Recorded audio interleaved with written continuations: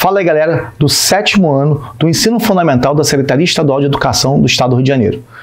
Eu sou o professor Roberto Stabile, professor de Geografia, e hoje a gente vai falar de um assunto que para mim é muito importante. Vamos continuar falando, ou seja, vamos falar muito sobre industrialização brasileira. Vamos entender como aconteceu a industrialização e como é que ela se desenvolveu no Brasil. É um assunto fundamental para a gente entender por que o Brasil é assim, o que aconteceu com o Brasil nesses últimos anos. Bom, primeiro vamos entender por que o Brasil não se industrializou assim como os países desenvolvidos. Porque a Inglaterra, por exemplo, que foi a pioneira da Revolução Industrial, ela teve o seu processo industrial lá no século XVIII para o século XIX. Por que a gente não passou por isso? Vocês sabem por quê? O Brasil era colônia nessa época. Não só era colônia, mas as nossas atividades sempre foram destinadas à agroexportação. Já no século XIX, a gente tem o café como nosso principal produto.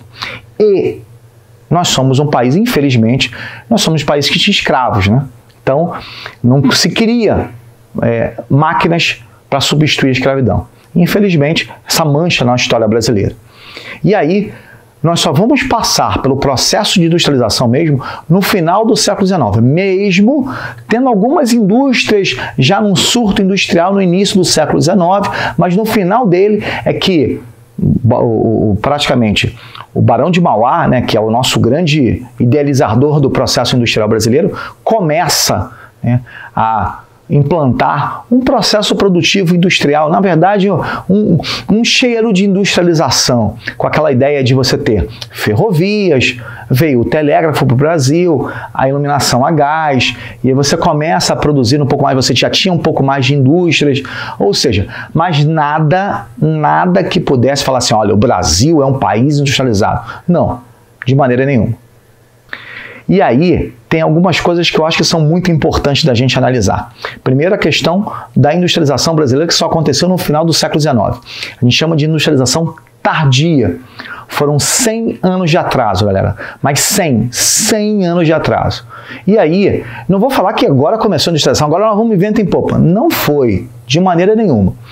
Nós começamos o processo industrial do Brasil no final do século XIX, mas ele não caminhou muito não. Sabe por quê? Porque no início do século XX, nós passamos um período muito grande, República Velha, vocês devem ter estudado isso em história, com a chamada política do café com leite.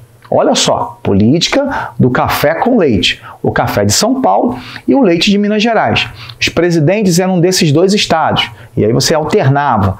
Isso mostra um pouquinho que o Brasil continua sendo um país agroexportador, galera. Ou seja, o Brasil continua focado na exportação de produtos primários. Essa seria a ideia principal aí. E é claro, é óbvio, né, que com isso a nossa industrialização ela não caminhou. Ela não foi para frente. Então, nós continuamos com a industrialização tardia, mas com a economia voltada para a agroexportação e o Brasil ainda caminhando muito lentamente para o verdadeiro processo industrial. Bom, e aí vem a grande transformação. Em 1929, a crise na Bolsa de Nova York, o crack da Bolsa de Nova York, fez com que a economia tivesse uma reviravolta. Os Estados Unidos quase faliu, as empresas norte-americanas, muitas delas foram, né, para o buraco, faliram de uma certa forma, e as economias mundiais sofreram muito. A Europa tinha passado por uma guerra, ou seja, e o Brasil, que vendia muito café para os Estados Unidos, adivinha, também seguiu o mesmo trâmite da crise de 29. Não conseguimos mais vender café para os Estados Unidos, o café se desvalorizou e a economia cafeira brasileira foi para o buraco. A gente brinca com essa questão de ir para o buraco, porque na verdade não acabou, né? Até hoje nós somos um grande exportador de café. Mas na época, a nossa economia era baseada nisso. E encerramos. Em 1930, assume o poder o governo Getúlio Vargas. E ele vai implantar no Brasil um processo real de industrialização.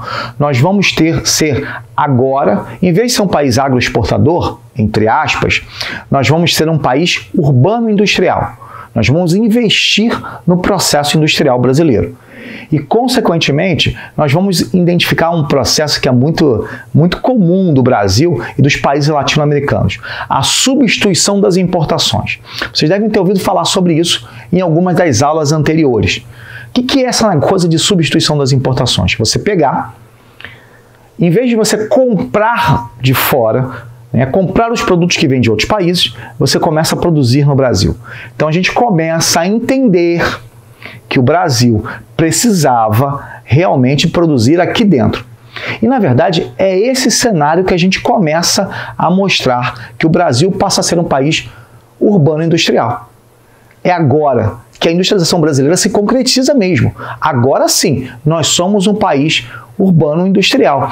Agora, aquelas ideias do Barão de Mauá lá do século XIX é que são concretizadas mesmo. Tanto que as ferrovias eram importantes, o dinheiro do café foi importante. Então a gente começa com isso tudo para a gente dar um pontapé inicial da industrialização brasileira. Logo depois disso, o que acontece com o Brasil? Bom, primeiro a gente passa por um longo período de indústrias estatais, vamos colocar dessa forma, indústrias brasileiras sendo construídas, entre aspas, inauguradas pelo governo. Tipo, olha, Companhia Vale do Rio Doce, Companhia Siderúrgica Nacional, depois vem a Petrobras, a Eletrobras, inúmeras empresas do governo, empresas estatais. Para quê? Para dar aquela consolidada no Brasil como um país industrial. Logo depois, já no governo Juscelino Kubitschek, a gente começa a abrir nossas portas para as empresas multinacionais. E aí vem várias empresas multinacionais, empresas de grande importância no cenário mundial. Principalmente aqui no Brasil, as empresas montadoras de veículos. São várias empresas montadoras que vêm para cá e começam como a gente pode falar assim, a distribuir suas atividades, não só montadoras de veículos, como a gente já comentou, mas outras inúmeras multinacionais que vêm para cá para quê? Para dar tudo certo no Brasil.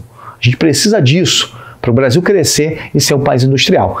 Entretanto, é importante a gente citar o seguinte: é óbvio que a nossa dependência externa continua. A gente não desenvolve tanta tecnologia assim. Tanto que, por exemplo, indústrias automotivas. Existe algum carro, alguma marca brasileira? Não existe. Empresas de tecnologia mesmo, relacionadas a eletroeletrônicos, também, infelizmente, as grandes marcas são coreanas, japonesas, europeias, norte-americanas. Infelizmente, foi isso que aconteceu. Claro, nós tivemos muito a questão da chegada das multinacionais. E sabe o que elas trouxeram também de grande importância? A concentração industrial aqui na região sudeste. Por que as indústrias vieram para a região sudeste, Roberto? Porque elas se concentraram aqui. Na época, os fatores locacionais eram matéria-prima, infraestrutura, mercado consumidor. E aí, o fluxo migratório foi intenso para cá. Todo mundo vindo para cá. Na verdade, aí se concentra a população e a gente entende porque Rio de Janeiro e São Paulo foram as maiores cidades em termos de crescimento no Brasil e hoje são grandes cidades com números populacionais elevadíssimos. Os anos foram se passando, e a indústria brasileira, e a gente sabe muito bem que essas multinacionais vêm ganhando espaço cada vez mais no território brasileiro, muitas começaram a vir, todas concentradas na região sudeste, principalmente nos meados da década do século XX, década de 50, década de 60 e 70.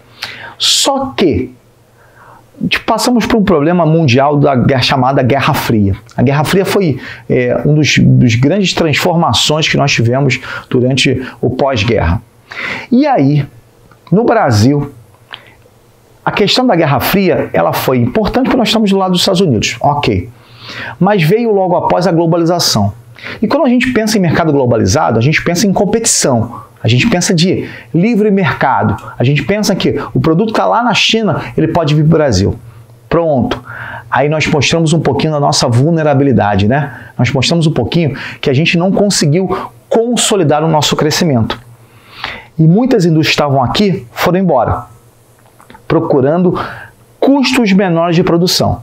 Não só, muitas indústrias estavam aqui no Rio de Janeiro, estavam em São Paulo, procuraram novas áreas de produção. Aqui no Brasil, por exemplo, na região nordeste do Brasil, no centro-oeste, no sul, mas muitas foram para a região nordeste, devido aos chamados incentivos fiscais. O que é isso, Roberto? Que tal é esse de incentivo fiscal? É quando você pega o dinheiro, né? Pega o seu dinheiro e fala assim, olha, vem para cá, indústria, que você não vai pagar nada aqui. Vou te dar o terreno, você não vai pagar impostos, você só vai empregar minha população. E aí essas indústrias tanto foram para a região Nordeste, para outras regiões do Brasil, como foram para fora do Brasil. Foram para a China, foram para o Sudeste Asiático, ou seja, isso nós chamamos de desconcentração industrial. E na comparação, aquelas indústrias que a gente falou dos meados do século XX e que se comportaram de uma forma diferente, vindo por causa de matéria-prima, hoje as indústrias se localizam especialmente devido a alguns fatores. Primeiro, mão de obra barata. Incentivos fiscais são os dois principais fatores. Claro, infraestrutura, mercado consumidor e etc. Mas principalmente incentivos fiscais. Bom, nesse mercado globalizado, a indústria hoje é uma indústria extremamente flexível. Eu posso ter, por exemplo, a sede da minha indústria nos Estados Unidos, mas produzir na China. É o que a gente ouve muito falar sobre Apple, sobre Nike e outras grandes empresas mundiais. Eu posso ter a minha sede nos Estados Unidos e produzir no Brasil. Hoje, o mercado promove essa característica. Isso é muito, mas muito importante mesmo. Isso mostra um pouquinho de como está a indústria no mundo, como essa flexibilidade, tanto nessa flexibilidade de produção, de competição, porque hoje os mercados são extremamente competitivos. Hoje a gente ouve falar muito sobre a China. A China é um cenário extremamente competitivo. Isso mostra um pouquinho desse contexto atual no processo de industrialização. Bom, galera, é um assunto muito importante e extremamente necessário para vocês. Espero que vocês tenham entendido. E claro, galera, um grande abraço, até o nosso próximo vídeo.